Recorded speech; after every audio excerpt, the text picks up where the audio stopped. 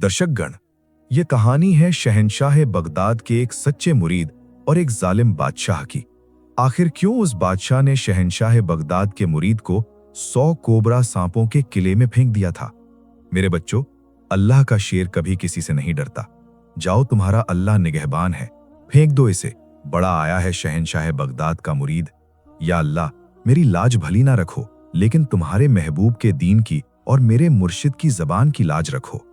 फिर उन विषैले कोबरा सांपों ने उसके साथ क्या कर दिया था, आइए देखते हैं ये सब आज के इस वीडियो में।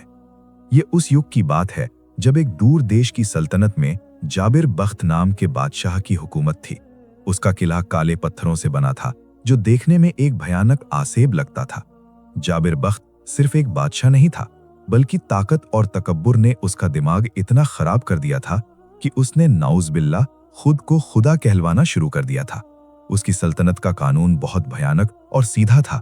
जिस दिन कोई बच्चा जन्म लेता, उसके कान में अजान के बजाय बादशाह की तारीफ की जाती थी। और सबसे बड़ा जुल्म यह था कि सजदा सिर्फ बादशाह के लिए मखसूस था। हर दिन सुबह जब सूरज की पहली किरण निकलती, किले का बड़ा नगाड़ा बज उठता। ये इस बात का इशारा था कि सुजूद का समय हो गया है। बस्ती के सभी पुरुषों, महिलाओं और बूढ़ों को शाही मैदान में इकट्ठा होना पड़ता था। बादशाह अपने ऊंचे तख्त पर, जिस पर हीरे जवाहरात जड़े थे, आकर बैठता और एक जल्लाद जोर से आवाज देता, झुक पड़ो अपने रब के सामने, जिसका सिर जमीन पर नहीं लगेगा वो धड़ पर नहीं रहेगा। लोग डर से कांपते कांपते जमीन पर गिर पड़ते और उस जालिम इंसान को सजदा करते। ये मंजर देखकर शायद आसमान खून के आंसू रोता होगा कि अशरफुल मखलूकात एक इंसान के सामने झुक गई है। लेकिन जो कोई भी इस हुक्म को मानने से इनकार करता, उसके लिए मौत की सजा साधारण नहीं थी। जाबिर बख्त ने किले के तहखाने में एक नाग महल बना रखा था। ये एक गहरा और अंधकारमय कुआं था, जिसमें वो अफ्रीका के जंगल से लाए गए काले कोबरा सांप और विषैले अजगर पालता था। इन सांपों को कई कई दिनों तक भूखा रखा जाता था। जब कोई बागी सजदा करने से इनकार करता, उसे जिंदा उठाकर इस अंधेरे कुएं में फेंक दिया जाता था। ऊपर से लोग सिर्फ हड्डियां टूटने की और सांपों की फुंकार सुनते थे, और फिर एक दर्दनाक चीख के बाद सन्नाटा छा जाता था। इस डर ने लोगों के दिलों से ईमान की रोशनी लगभग बुझा दी थी। इस जालिम की बस्ती से कोसों दूर पहाड़ की गोद में एक छोटी सी बस्ती थी, जिसे लोग वादी सुकून कहते थे। वहां की हवा में एक अजीब सी ठंडक और खुशबू थी। इस बस्ती के किनारे एक कच्ची मस्जिद के हुजरे में अल्लाह के एक वली का कयाम था, जिसे दुनिया पीर साहब के नाम से जानती थी। पीर साहब का चेहरा ऐसा रोशन था मानो 14वीं का चांद। उनकी आंखों में वो सरमस्ती थी जो सिर्फ अल्लाह वालों की खासियत होती है। वे दुनिया के शोर से दूर अपने खालिक के स्मरण में मग्न रहते थे। उनकी सबसे बड़ी पहचान ये थी कि वे शहंशाह बगदाद शेख अब्दुल कादिर जीलानी रहमतुल्लाह अलैह के सच्चे और पक्के मुरीद थे। उनका हर एक अमल, हर एक सांस अपने मुर्शिद की तालीमात के अनुसार था। एक दिन पीर साहब फजर की नमाज के बाद अपने मुसल्ले पर बैठे जिक्र कर रहे थे कि अचानक मस्जिद के दरवाजे पर किसी के गिरने की आवाज आई। पीर साहब तुरंत उठे और बाहर दौड़े गए। देखा एक युवक जिसके कपड़े फटे हुए थे और शरीर खून से लाल हो गया था, दहलीज पर पड़ा हाँप रहा था। पीर साहब ने उसे सहारा देकर उठाया, पानी पिलाया और पूछा, बेटा तुम कौन हो और तुम्हारी ये हालत किसने की है? युवक रोते रोते पीर साहब के पैरों में गिर पड़ा और बोला, पीर साहब, मैं भाग कर आया हूं, मौत के मुंह से भाग कर आया हूं। मैं उस बस्ती से आया हूं जहां अब अल्लाह का नाम लेना अपराध है। पीर साहब के माथे पर शिकन पड़ गई। क्या बात कर रहे हो? अल्लाह की जमीन पर उसका नाम लेने से कौन रोक सकता है? युवक सिसकते सिसकते बोला, वहां का बादशाह जाबिर बख्त खुद को खुदा कहलवाता है। वो लोगों से जबरदस्ती सजदा करवाता है। मेरे बूढ़े पिता ने कल सजदा करने से इनकार कर दिया था, क्योंकि वे कहते थे कि पेशानी सिर्फ अल्लाह के लिए है। पीर साहब, उस जालिम ने मेरे पिता को सबके सामने सांपों के किले में फेंक दिया था। मैंने अपनी आंखों से सांपों को मेरे पिता के शरीर से लिपटे हुए देखा है। वे मुझे भी मारना चाहते थे। मैं वहां से जान बचाकर भाग आया हूं। पूरी बस्ती कुफ्र के अंधेरे में डूब गई है, कोई बचाने वाला नहीं है। ये सुनते ही पीर साहब का मुबारक चेहरा जलाल से लाल हो गया। उनके हाथ में मौजूद तस्बीह का दाना तेजी से घूमने लगा। एक इंसान अल्लाह की मखलूक होकर खुदाई का दावा करे और अल्लाह के बंदों को सांपों की खुराक बनाए, ये बात एक आशिक रसूल और गुलाम गौस पाक से कैसे बर्दाश्त हो सकती है। पीर साहब ने युवक को सांत्वना दी, खाना खिलाया, लेकिन खुद कुछ नहीं खाया। दिन भर वे बेचैन रहे। उनकी आंखों के सामने वो मंजर घूमता रहा कि कैसे असहाय लोग एक जालिम को सजदा कर रहे हैं। रात गहरी हो गई थी। पीर साहब मस्जिद के कोने में जाए नमाज पर बैठ गए। वे रोने लगे। या अल्लाह, मैं कमजोर हूं, लेकिन तुम्हारे दीन को मिटते हुए नहीं देख सकता।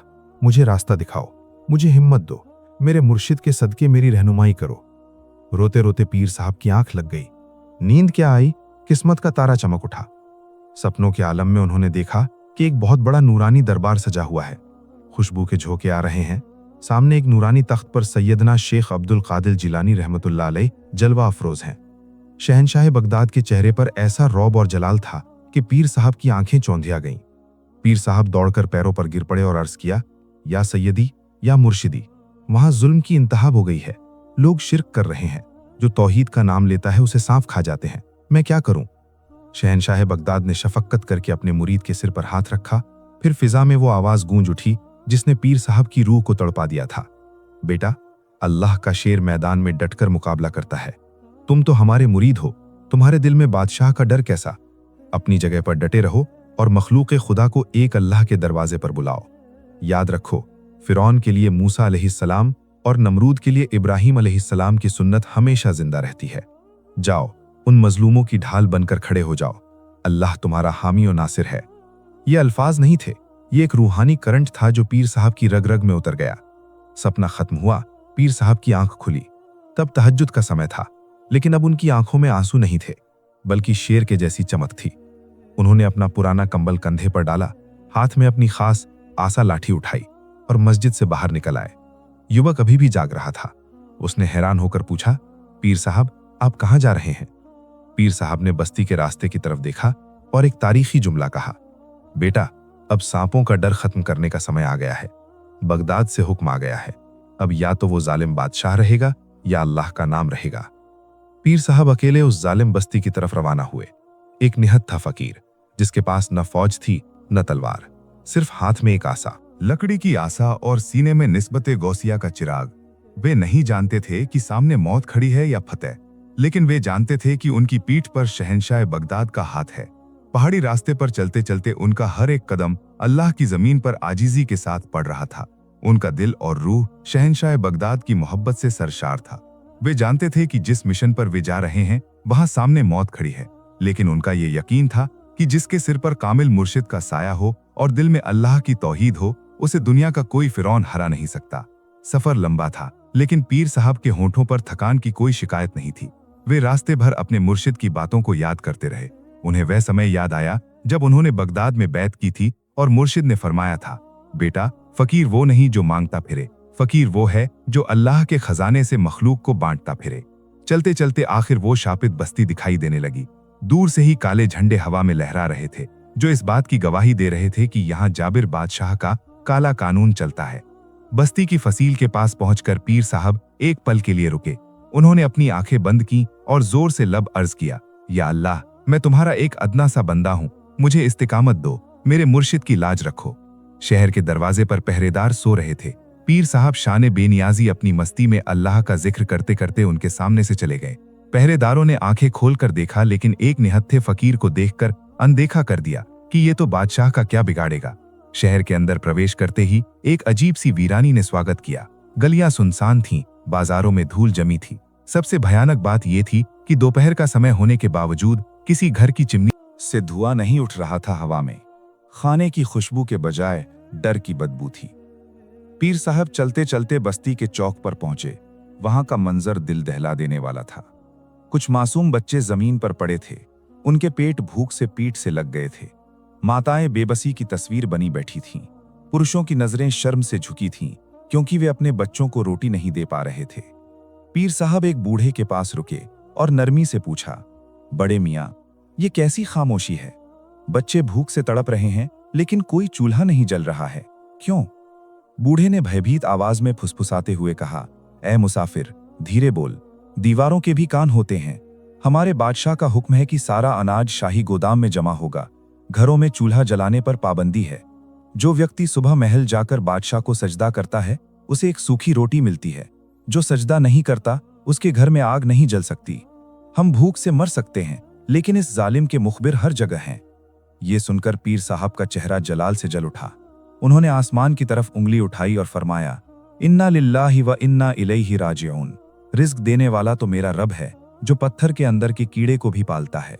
ये जालिम कौन होता है रिज्क रोकने वाला? पीर साहब वहीं जमीन पर बैठ गए। लोग उन्हें हैरानी से देख रहे थे। पीर साहब ने महसूस किया कि अब हिकमत अमली की जरूरत है। जज्बात से काम नहीं चलेगा। बादशाह के इस निजाम को तोड़ने के लिए रूहानी रहनुमाई की जरूरत है। उन्होंने वहां चादर बिछाकर मुराकबे में सिर झुका दिया। दुनिया का शोर खत्म हो गया और वे रूहानी सफर करके अपने मुर्शिद के दरबार में पहुंच गए।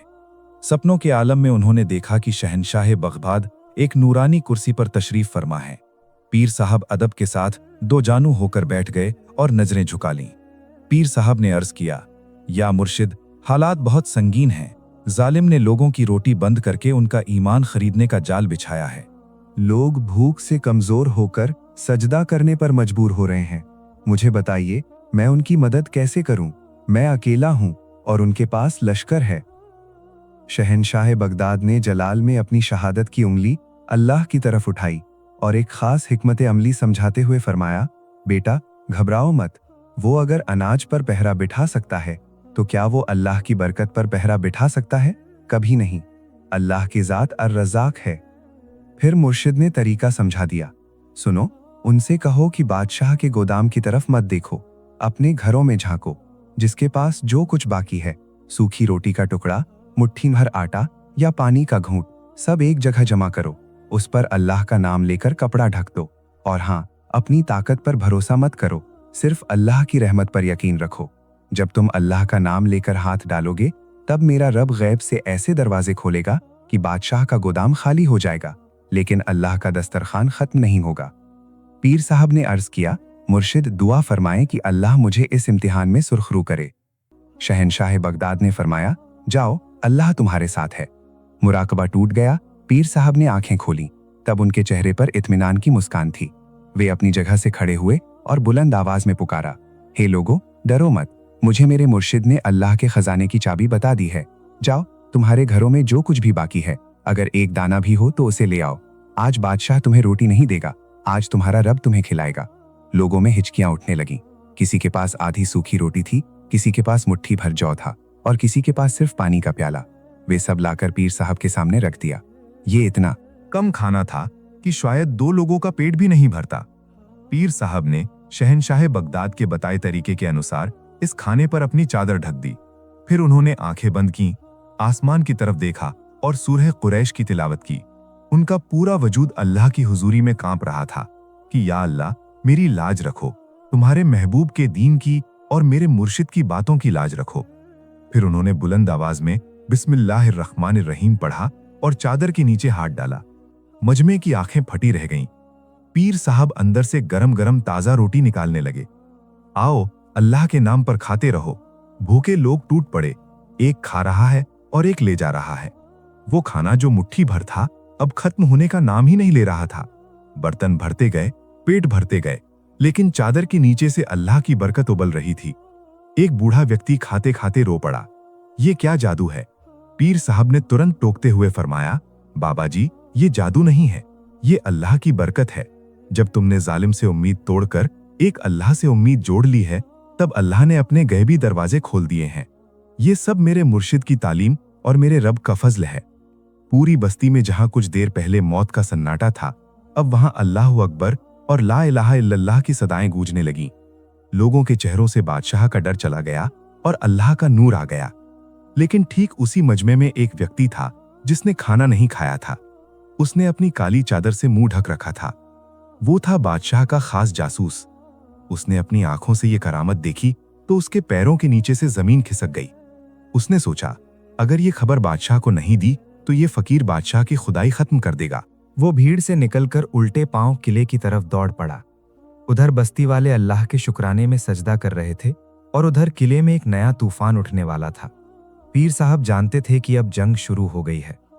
सूरज ढल गया था और बस्ती पर एक भयानक रात का साया पड़ रहा था। उधर बस्ती में लोग पेट भर खाना खाने के बाद अल्लाह का शुक्र अदा कर रहे थे। लेकिन उधर किले के अंदर एक तूफान बह रहा था। वो जासूस जिसने अपनी आंखों से पीर साहब की करामत देखी थी, हांफते हांफते दरबार में दाखिल हुआ और सीधे बादशाह के पैरों पर गिर पड़ा। गजब हो गया बादशाह सलामत, आपका कानून टूट गया है, आपकी खुदाई को चुनौती दी गई है।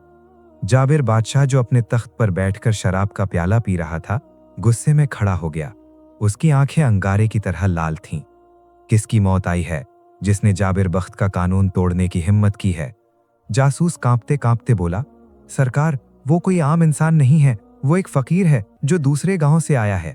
उसके पास न फौज है न खजाना, लेकिन उसने आज पूरी बस्ती को पेट भर खाना खिलाया है। मैंने अपनी आंखों से देखा है। उसने एक छोटी चादर के नीचे से इतना खाना निकाला है कि खत्म ही नहीं हुआ। वो लोगों से कह रहा है कि बादशाह को सजदा मत करो, सिर्फ उस खुदा को सजदा करो जो आसमान में है। लोग अब आपसे डर नहीं रहे हैं, वे उस फकीर के दीवाने हो गए हैं। ये सुनते ही बादशाह ने गुस्से में शराब का प्याला जमीन पर पटक दिया। कांच के टुकड़े पूरे दरबार में बिखर गए। असंभव, इस बस्ती का खुदा मैं हूं, रिस्क मेरे गोदाम में है, तो फिर वो फकीर कहां से लाया? ये जरूर कोई बड़ा जादूगर है जो लोगों की आंखों पर पर्दा डाल रहा है।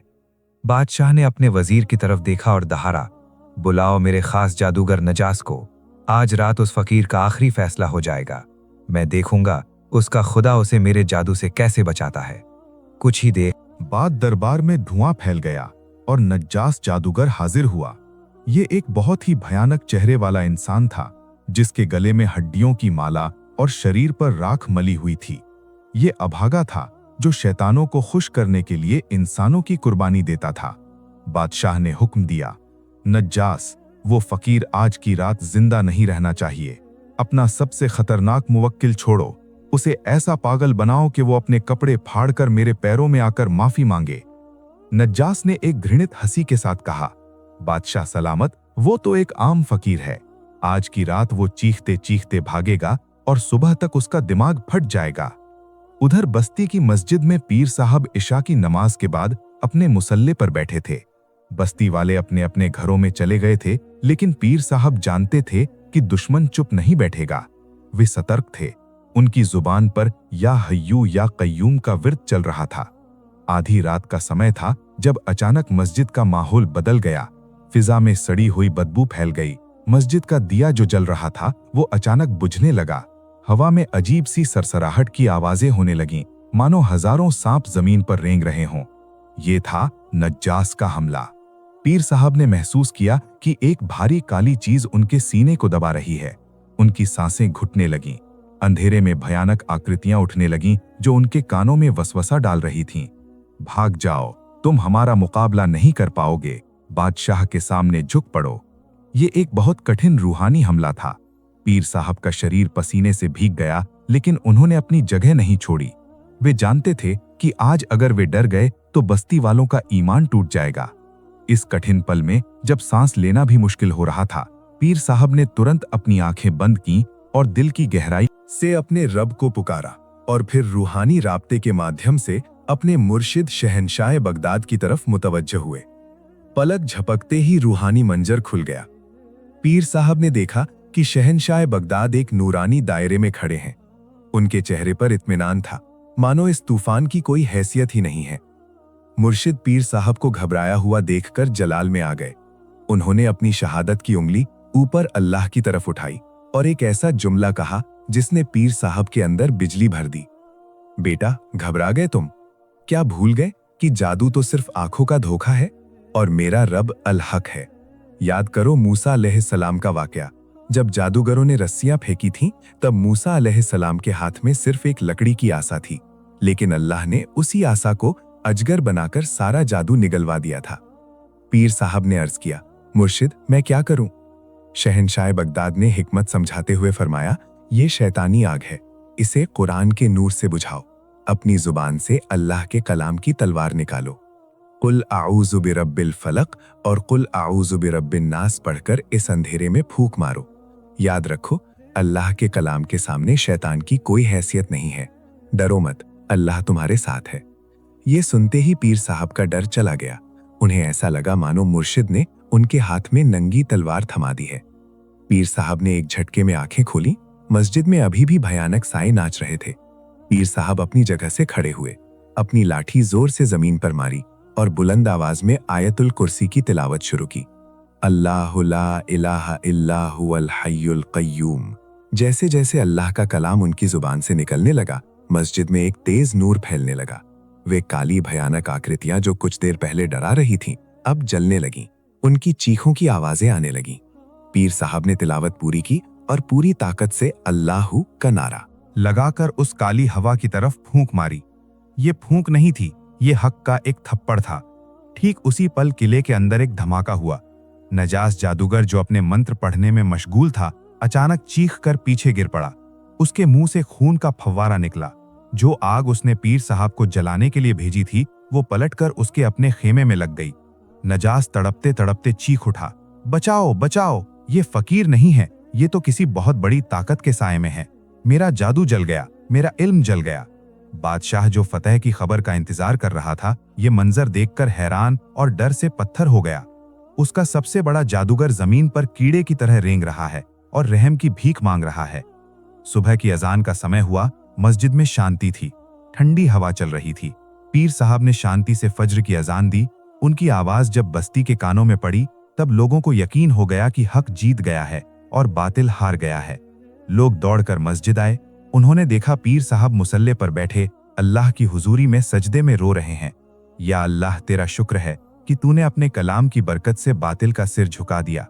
जब लोगों ने पूछा कि रात को क्या हुआ था, तब पीर साहब मुस्कुराकर सिर्फ इतना बोले, रात अंधेरा फैलाने की कोशिश कर रही थी, लेकिन मेरे मुर्शिद ने मुझे बताया है कि सूर्योदय से पहले अंधेरा सबसे गहरा होता है।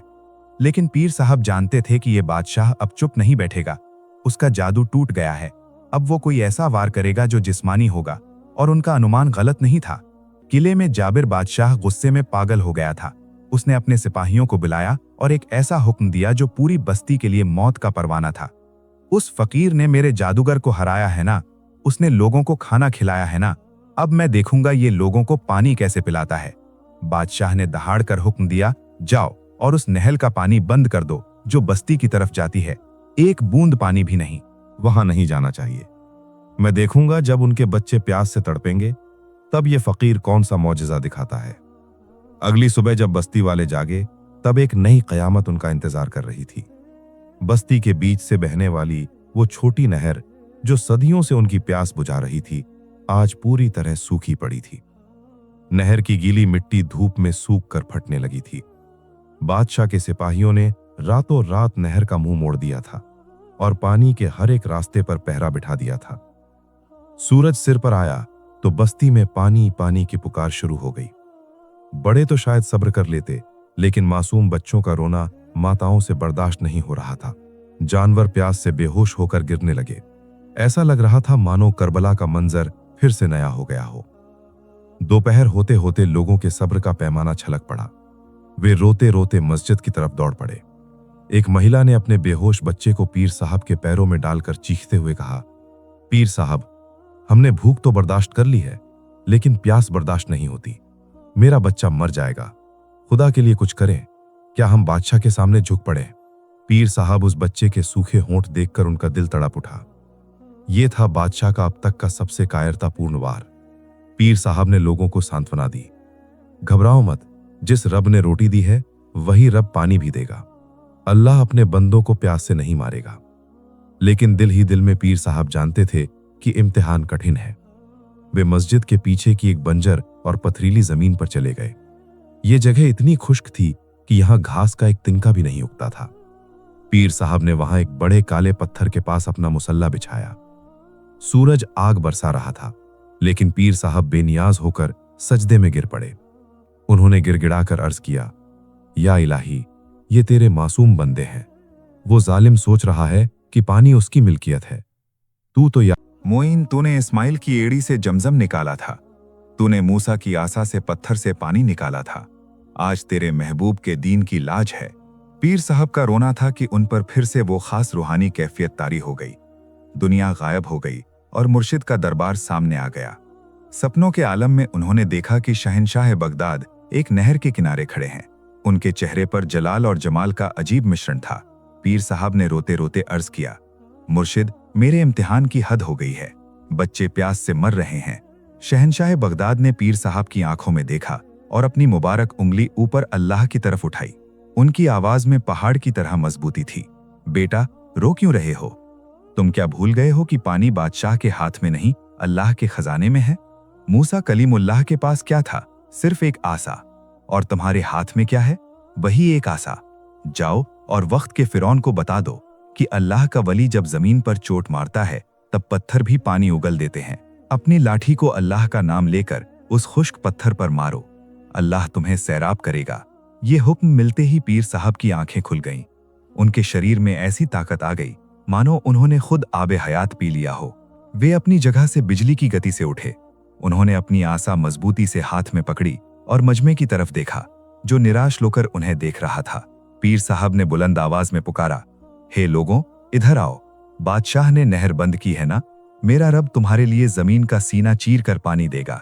लोग हैरान होकर उस बंजर पथरीली जमीन की तरफ दौड़े गए। उन्हें यकीन नहीं हो रहा था कि यहां से पानी कैसे निकलेगा। पीर साहब उस बड़े काले पत्थर के पास खड़े हो गए। उन्होंने आसमान की तरफ देखा। आंखों से आंसू बह रहे थे और जुबान पर बिस्मिल्लाहिर्रहमानिर्रहीम था। उन्होंने पूरी जोर से अपनी आसा हवा में लहराई और या अल्लाह का नारा लगाकर उस सख्त पत्थर पर चोट की। ठक! पत्थर पर चोट लगने की आवाज हुई। एक पल के लिए सन्नाटा छा गया और फिर जमीन कांप उठी। पत्थर के बीच में एक दरार पड़ गई और अगले ही पल उस दरार से दूध की तरह सफेद और ठंडा पानी फव्वारे की तरह उबल पड़ा। सुभान अल्लाह, सुभान अल्लाह! लोगों की चीखें निकल गईं। पानी इतनी तेजी से निकला कि देखते ही देखते बंजर जमीन पर एक झरना बहने लगा। पानी इतना ठंडा और मीठा था मानो जन्नत से आ रहा हो। लोग पागलों की तरह पानी की तरफ लपके। माताओं ने अपने बच्चों को पानी पिलाया, पुरुषों ने चुल्लू भर भर कर पिया, जानवर भी दौड़कर आ पड़े। जो कोई भी वो पानी पीता उसके शरीर से सारी थकान और बीमारियां चली जाती। एक युवक ने पानी पीकर नारा लगाया, बादशाह का पानी बंद हो गया है लेकिन अल्लाह का पानी चालू हो गया है। पीर साहब एक तरफ खड़े होकर अल्लाह का शुक्र अदा कर रहे थे। उनका चेहरा आंसुओं से भीग गया था। ये खबर जंगल की आग की तरह किले में पहुंची। बादशाह अपने तख्त पर बैठा था कि सिपाही ने आकर खबर दी, बादशाह सलामत, गजब हो गया है। उस फकीर ने तो पत्थर से झरना निकाल दिया है। अब तो लोग कह रहे हैं कि असली बादशाह वो फकीर है, आप नहीं। लोग आपके खिलाफ बगावत की बात कर रहे हैं। बादशाह डर से अपनी जगह से खड़ा हो गया। अब उसे एहसास हुआ कि ये कोई आम जादूगर या बागी नहीं है। उसके माथे पर पसीना आ गया। पत्थर से पानी, ये कैसे संभव है? बादशाह कमरे में टहलने लगा। उसने अपने वजीर से कहा, वजीर, ताकत और जादू काम नहीं आया। ये फकीर इस तरह काबू में नहीं आएगा। अब हमें धोखा देना होगा। हमें उसे ऐसी चाल में फंसाना होगा जहां उसका खुदा भी उसकी मदद नहीं कर सकेगा। वजीर ने मक्कारी से पूछा, क्या हुक्म है सरकार? बादशाह की आंखों में एक शैतानी चमक आई। इस फकीर को पैगाम भेजो कि बादशाह ने अपनी गलती मान ली है। बादशाह सुलह करना चाहता है। उसे कहो कि कल सुबह महल में आए ताकि हम उसके हाथ पर तौबा करें और बस्ती वालों को आजाद कर दें। वजीर हंस पड़ा, वाह बादशाह सलामत, शेर को पिंजरे से निकालकर पिंजरे में लाने की क्या शानदार चाल है। बादशाह ने दांत पीसते हुए कहा, हाँ, उसे महल में बुलाओ, लेकिन वो यहां से जिंदा वापस नहीं जाएगा। कल हम उसे ऐसी जगह कैद करेंगे जहां से आज तक कोई जिंदा वापस नहीं आया है। उधर पीर साहब मस्जिद में बैठे थे। उनका दिल बेचैन था। उन्हें शहंशाह बगदाद की वो बात याद आ रही थी कि बेटा, अभी इम्तिहान खत्म नहीं हुआ है, अभी बड़ा इम्तिहान बाकी है। क्या पीर साहब बादशाह की इस सुलह की चाल को समझ पाएंगे या वे अपनी सादगी में शेर के मुंह में हाथ डालकर महल चले जाएंगे? झरने की करामत के बाद बादशाह की नींद हराम हो गई थी। वो समझ गया था कि ताकत के जोर पर इस फकीर को हराना असंभव है, क्योंकि उसके पास कोई ऐसी गैबी ताकत है जो हर वार को नाकाम कर देती है। इसलिए जाबिर बादशाह ने वो रास्ता चुना जो हमेशा जालिमों का पसंदीदा हथियार रहा है, धोखा और मुनाफिकत। अगली सुबह बस्ती वालों ने एक अजीब मंजर देखा। बादशाह का वजीर, जो हमेशा घोड़े पर सवार होकर तकब्बुर से आता था, आज पैदल चलकर मस्जिद की तरफ आ रहा था। उसके हाथ में कोई हथियार नहीं था, बल्कि एक सफेद झंडा था जो सुलह का निशान होता है। लोग हैरान होकर उसे देख रहे थे। वजीर सीधे पीर साहब के पास आकर झुककर सलाम किया। पीर साहब, मुबारक हो। बादशाह सलामत ने अपनी गलती मान ली है। उन्होंने स्वीकार किया है कि आपकी खुदाई सच्ची है। वे चाहते हैं कि आप महल तशरीफ लाएं ताकि वे आपके हाथ पर तौबा करें और अपनी रियाया से माफी मांगे। बस्ती वाले खुशी से नारे लगाने लगे।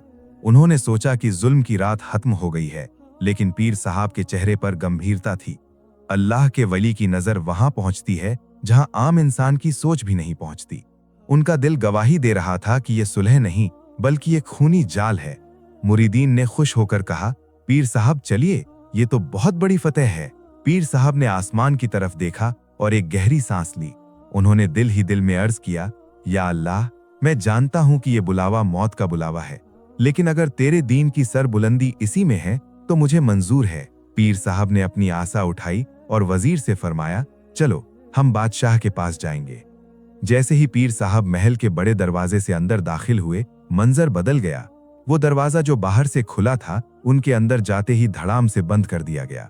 अचानक दीवारों के ऊपर से सैकड़ों तीरंदाज दिखाई दिए और चारों तरफ से हथियार बंद सिपाहियों ने पीर साहब को घेर लिया।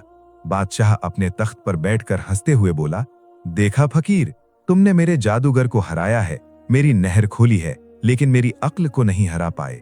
क्या अच्छा शेर भी शिकार के साथ सुलह करता है? पीर साहब ने बहुत शांत बेनियाजी से उसकी आंखों में आंखें डालकर फरमाया, जाबिर, तूने मुझे धोखा दिया है। याद रख, धोखेबाज अल्लाह की पकड़ से नहीं बच सकता। तूने मेरे जिस्म को कैद किया है, मेरे ईमान को नहीं। बादशाह का चेहरा गुस्से से विकृत हो गया। उसने हुक्म दिया, इसे जंजीरों से बांध दो और ले जाओ काल कोठरी में। आज की रात इसके जीवन की आखिरी रात होगी। कल सुबह हम इसे सांपों की खुराक बनाएंगे। सिपाहियों ने पीर साहब के हाथों और पैरों में भारी बेड़ियां पहना दी। उन्हें खींचते घसीटते हुए महल के सबसे निचले हिस्से में ले जाया गया, जहां घुप अंधेरा और बदबू थी। ये वो कैद खाना था जहां सूरज की किरणें भी प्रवेश नहीं कर सकती थीं। पीर साहब को वहां फेंककर दरवाजा बंद कर दिया गया। अंधेरा, अकेलापन और लोहे की भारी जंजीरें। बाहर से सब कुछ खत्म हो गया सा लग रहा था। बस्ती वाले बाहर रो रहे थे कि उनका मसीहा पकड़ा गया। महल में जश्न मना रहा था, लेकिन कैद खाने के अंदर का मंजर कुछ और था। पीर साहब उस गंदी जमीन पर बैठे थे। वे घबराकर चीखे नहीं, बल्कि शांति से अपनी आंखें बंद कर लीं। उनके होठों पर मुस्कान आ गई। उन्होंने बेड़ियों की तरफ देखा और फरमाया, ऐ लोहे की जंजीरों, गवाह रहना, मैंने ये कैद किसी जुर्म में नहीं, अपने रब की तौहीद की खातिर कबूल की है। फिर उन्होंने सिर झुकाया और रूहानी राब्ते के माध्यम से अपने गमख्वार और रहनुमा शहनशाह बगदाद की तरफ मुतवज्जो हुए। मुर्शिद, आपने फरमाया था कि अभी इम्तिहान बाकी है। देखिए, मैं जंजीरों में बंधा हूं, मेरा रब मुझसे नाराज तो नहीं है। कैद खाने का अंधेरा अचानक नूर में बदल गया। दीवारें गायब हो गईं। पीर साहब ने देखा कि शहनशाह बगदाद तशरीफ लाए हैं, लेकिन आज उनके चेहरे पर जलाल के बजाय एक अजीब सी शफक्कत थी। शहनशाह बगदाद ने अपनी शहादत की उंगली ऊपर अल्लाह की तरफ उठाई और एक ऐसा जुमला कहा जिसने पीर साहब के दिल को ठंडा कर दिया। बेटा, उदास क्यों हो रहे हो? तुम क्या भूल गए हजरत यूसुफ अलैहिस्सलाम की सुन्नत? अल्लाह अपने प्यारे बंदों को कैद खाने में इसलिए नहीं भेजता कि उन्हें सजा दे, बल्कि इसलिए भेजता है ताकि उनका मर्तबा बुलंद करे। यूसुफ अलैहिस्सलाम कैद खाने से निकलकर मिस्र के बादशाह बन गए थे। याद रखो, ये कैद खाना तुम्हारा आखिरी ठिकाना नहीं है, ये तुम्हारी फतह की सीढ़ी है। फिर मुर्शिद ने रहस्य की बात बताई। सुनो, कल बादशाह तुम्हें सांपों के सामने फेंकेगा। डरो मत, वे सांप अल्लाह की मखलूक हैं। जिसके दिल में अल्लाह का डर होता है, उसे दुनिया की कोई चीज नहीं डरा सकती। कल पूरी दुनिया देखेगी कि अल्लाह का वली जब मैदान में आता है, तब जहर भी असर खो देता है। पीर साहब ने अर्ज किया, मुर्शिद, दुआ फरमाएं। शहनशाह बगदाद ने फरमाया, अल्लाह तुम्हारा निगहबान है। सपना टूट गया। पीर साहब ने आंखें खोली। जंजीरें अभी भी थीं, अंधेरा अभी भी था, लेकिन अब उनके दिल में पहाड़ जैसी हिम्मत थी। उन्होंने पूरी रात कैद खाने में सजदे की हालत में की। बिताई वे जंजीरों की झंझनाहट के साथ अल्लाह का जिक्र करते रहे। उधर महल में बादशाह जश्न मना रहा था और उधर कैद खाने में एक फकीर अपनी सबसे बड़ी जंग लड़ने की तैयारी कर रहे थे। बादशाह सोच रहा था कि कहानी खत्म हो गई है। उसे खबर नहीं थी कि असल कहानी तो अब शुरू होने वाली है। सुबह होने वाली थी। जल्लाद कोठरी की तरफ बढ़ रहे थे ताकि पीर साहब को ले जाकर नाग महल में फेंक सकें। सुबह हो गई थी। किले के बड़े मैदान में नगाड़े बज रहे थे, लेकिन ये खुशी का नहीं बल्कि मौत का नगाड़ा था। जाबिर बादशाह ने पूरी बस्ती को हुक्म दिया था कि वे किले में इकट्ठा हों ताकि अपनी आंखों से देखें कि बादशाह के बागी का क्या अंजाम होता है। लोग रोते रोते डर से खड़े थे। उनकी नजरें उस काले शापित दरवाजे पर टिकी थीं जिसे नाग महल कहा जाता था। ये असल में जमीन के अंदर खोदा गया एक बहुत गहरा कुआं था, जिसकी दीवारें इतनी चिकनी थीं कि कोई ऊपर नहीं चढ़ सकता था। इसके अंदर 100 काले कोबरा सांप छोड़े गए थे, जिन्हें पिछले 10 दिनों से मांस का एक टुकड़ा भी नहीं दिया गया था। सांपों की भूख का आलम यह था कि वे एक दूसरे को काट रहे थे और उनकी फुकारें जमीन के ऊपर तक सुनी जा रही थीं। सिपाही पीर साहब को जंजीरों में खींच कर लाए। पीर साहब के कपड़े गंदे थे, हाथों और पैरों में बेड़ियां थीं, लेकिन उनके चेहरे पर डर का एक कण भी नहीं था। उनके माथे पर सजदे का नूर चमक रहा था और होठों पर हस्बुनल्लाहु व निअमल वकील, अल्लाह ही हमारे लिए काफी है और वही बेहतरीन कारसाज है, का जिक्र चल रहा था। बादशाह अपने ऊंचे तख्त पर बैठा हंस रहा था। उसने हाथ के इशारे से शोर बंद करवाया और दहाड़ कर बोला, ओ फकीर, देख नीचे तेरी मौत है। वे भूखे सांप तेरा इंतजार कर रहे हैं। अभी भी समय है, मेरे पैरों में गिर जा, मुझे सजदा कर, मैं तुझे माफ कर दूंगा, वरना अगले ही पल तेरा मांस इन सांपों के पेट में होगा। उन्होंने बादशाह की आंखों में आंखें डालकर फरमाया, जाबिर, तू मुझे मौत दिखाकर डरा रहा है। जिसके दिल में अल्लाह की मोहब्बत है, उसे मौत नहीं अपने रब से मिलन दिखाई देता है। मैं अपना सिर कटा सकता हूं, लेकिन गैर अल्लाह के सामने झुक नहीं सकता। कर ले अपना जुल्म, मेरा रब मुझे देख रहा है। बादशाह गुस्से में पागल हो गया। उसने जल्लादों को इशारा किया, फेंक दो इसे। जल्लादों ने पीर साहब को धक्का दिया। या अल्लाह, एक आवाज गूंजी और पीर साहब का शरीर उस गहरे अंधेरे कुएं में गिरता चला गया। बस्ती वालों की चीखें निकल गईं। महिलाओं ने अपनी आंखों पर हाथ रख लिए। एक जोरदार धमक की आवाज आई और फिर सन्नाटा छा गया। अगले ही पल कुएं के अंदर से भयानक फुंकारें उठीं। बादशाह हंसते हंसते बोला, बस खात्म, अब उसका खुदा भी उसे बचा नहीं पाएगा। बंद कर दो इस कुएं का मुंह। सिपाहियों ने एक भारी पत्थर से कुएं का मुंह बंद कर दिया और ताला लगा दिया। पीर साहब जब जमीन पर गिरे तो अंधेरे के कारण कुछ दिखाई नहीं दे रहा था। गहराई इतनी थी कि हड्डियां टूट जानी चाहिए थीं, लेकिन अल्लाह की कुदरत से उन्हें खरोंच तक नहीं आई। जैसे ही उनकी आंखें अंधेरे के अभ्यस्त हुईं, उनके रोंगटे खड़े हो गए। उनके चारों ओर मौत का नाच चल रहा था। फर्श पर चारों तरफ सांप ही सांप थे, काले 6 मोटे कोबरा सांप, जिनके फन ऊंचे थे और उनकी आंखें अंधेरे में अंगारे की तरह जल रही थीं। ये एक आम इंसान के लिए हार्ट अटैक से मरने की जगह थी। 100 भूखे सांप अपना शिकार देखकर उनकी तरफ रेंगते हुए आने लगे। उनकी विषैली जीभें बाहर निकली हुई थीं। एक बहुत बड़ा अजगर पीर साहब के बिल्कुल पास आ गया और हमला करने के लिए अपना मुंह खोला। ये वो पल था जब शैतान ने पीर साहब के दिल में वसवसा डाला, तुम्हारी मौत आ गई, अब कोई नहीं बचाएगा। लेकिन ठीक उसी पल पीर साहब ने अपनी आंखें बंद कीं और अपना रूहानी राबता फिर से स्थापित किया। या अल्लाह, तेरा बंदा तेरे हवाले अचानक उनके कानों में अपने मुर्शिद शहंशाह बगदाद की वो बात गूंज उठी जो उन्होंने सपने में फरमाई थी, बेटा डरो मत, वे सांप अल्लाह की मखलूक हैं। जिसके दिल में अल्लाह का डर होता है, उसे दुनिया की कोई चीज डरा नहीं सकती। उनकी बागडोर अल्लाह के हाथ में है। इस जुमले ने पीर साहब के अंदर बिजली भर दी। उन्होंने तुरंत अपनी आंखें खोली। अब उनकी आंखों में डर नहीं बल्कि ईमानी जलाल था। पीर साहब ने अपना हाथ आगे बढ़ाया, अपनी शहादत की उंगली अल्लाह की तरफ उठाई और उन सांपों को मुखातिब करके गरजती हुई आवाज में फरमाया, हे जमीन के कीड़ों, रुक जाओ। मैं भी उसी रब का गुलाम हूं जिसने तुम्हें पैदा किया है और तुम भी उसी के हुक्म के पाबंद हो। अगर मेरे रब का हुक्म है तो मुझे काटो, मुझे कोई शिकायत नहीं है। लेकिन अगर मेरे रब ने तुम्हें रोका है तो तुम मेरा एक बाल भी बांका नहीं कर पाओगे। ये कहते ही एक मौजज़ा हुआ। वे सांप जो हमला करने आगे बढ़ रहे थे, अचानक ऐसे रुक गए मानो किसी ने उन्हें जंजीरों से बांध दिया हो। वो बड़ा कोबरा जो काटने को तैयार था, उसने अपना फन धीरे धीरे नीचे कर लिया। सांपों की आंखों से वो आक्रामकता चली गई और उनमें अजीब सी ताबेदारी आ गई। वे सांप जो इंसानों को चीर फाड़ देते थे, अब धीरे धीरे पीर साहब के चारों ओर इकट्ठा होने लगे। उन्होंने पीर साहब को काटा नहीं, बल्कि उनके चारों ओर एक दायरा बना लिया। कुछ सांप पीर साहब के पैरों में अपना सिर रखकर बैठ गए, मानो मुरीद अपने पीर के पास बैठा हो। पीर साहब की आंखों से आंसू बहने लगे। उन्होंने आसमान की तरफ, जो छत से बंद था, देखा और अर्ज किया, मौला तू पाक है, तूने आग को इब्राहीम अलैहिस्सलाम के लिए गुलजार बना दिया था, आज तूने सांपों के बिल को मेरे लिए जाए अमान बना दिया है। पीर साहब ने वहीं सांपों के बीच उस जहरीली जमीन पर अपनी चादर बिछाई और इत्मीनान से नमाज की नीयत बांधी। अल्लाहु अकबर। मंजर देखने लायक था। एक अल्लाह का वली सजदे में पड़ा है और 100 विषैली बलाएं उनके चारों ओर पहरा दे रही हैं कि कोई उन्हें नुकसान न पहुंचा सके। पूरी रात पीर साहब अल्लाह की हम्द बयान करते रहे और सांस खामोश होकर उनकी तिलावत सुनते रहे। रात भर बादशाह महल में जश्न मनाता रहा। उसे यकीन था कि अब तक फकीर की हड्डियां भी बाकी नहीं होंगी। सुबह होते ही बादशाह ने वजीर से कहा, चलो जरा चलकर देखें उस बागी का क्या हाल है। मैं बस्ती वालों को उसकी चबाई हुई हड्डियां दिखाना चाहता हूं, ताकि भविष्य में कोई सिर उठाने की हिम्मत ना करे। बादशाह, वजीर और पूरी फौज किले के तहखाने की तरफ आई। बस्ती वाले भी रोते रोते पीछे आए। सब यकीन कर चुके थे कि पीर साहब शहीद हो गए हैं। बादशाह ने तकब्बुर से हुक्म दिया, खोल दो इसका मुंह।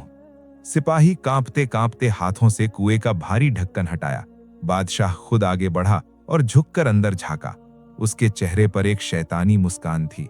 वो चीखें सुनने और खून देखने की उम्मीद कर रहा था, लेकिन जैसे ही उसकी नजर अंदर पड़ी, उसकी आंखें डर से बाहर निकल आईं। उसका मुंह खुला रह गया और उसके गले से आवाज ही नहीं निकली। उसने देखा कि पीर साहब जिंदा सलामत पहाड़ की तरह मजबूत खड़े हैं और वे 100 खूंखार सांप उन्हें काटने के बजाय उनके चारों ओर ऐसे अदब के साथ खड़े हैं मानो बादशाह के दरबारी खड़े हों। जैसे ही रोशनी अंदर गई, पीर साहब ने ऊपर देखा। उनकी नजर बादशाह की नजर के साथ मिली। पीर साहब ने मुस्कुराकर फरमाया, जाबिर, तूने तो मुझे मारने के लिए भेजा था, लेकिन मेरे रब ने इन जानवरों को मेरा मुहाफिज बना दिया है। देख, तेरा लश्कर तुझसे डरता है, लेकिन ये विशैली मखलूक मेरे रब के जिक्र से मोहब्बत करती है। बादशाह डर से 2 कदम पीछे हट गया और लड़खड़ा कर गिर पड़ा। ये इंसान नहीं है, ये जादूगर नहीं है, ये तो कोई और ही बला है। लोग जब पीर साहब की आवाज सुने तो नाराए तकबीर दिया, अल्लाहु अकबर। पीर साहब ने सांपों की तरफ देखा और नरमी से बोले, जाओ, अल्लाह की मखलूक, रास्ता छोड़ दो। सांप तुरंत पीछे हट गए और रास्ता बना दिया। सिपाहियों ने रस्सी फेंकी और पीर साहब शेर की तरह दंदनाते दंदनाते बाहर तशरीफ लाए। उनके कपड़ों पर एक सिलवट भी नहीं थी और चेहरे पर फतह का नूर था। बादशाह जमीन पर पड़ा कांप रहा था। उसे अपनी मौत सामने दिखाई दे रही थी, क्योंकि अब उसका आखिरी हथियार नाकाम हो गया था। उसने सांप आजमा लिए, पानी बंद कर दिया, जादू कर लिया, लेकिन हक जीत गया था। लेकिन जालिम इतनी आसानी से तौबा नहीं करता। बादशाह ने अचानक अपने सिपाही की तलवार छीन ली और पागलों की तरह पीर साहब की तरफ दौड़ा। मैं तुझे अपने हाथों से मारूंगा। अब होने वाला था आखिरी और इबरतनाक अंजाम, वो अंजाम जिससे जमीन कांप उठेगी।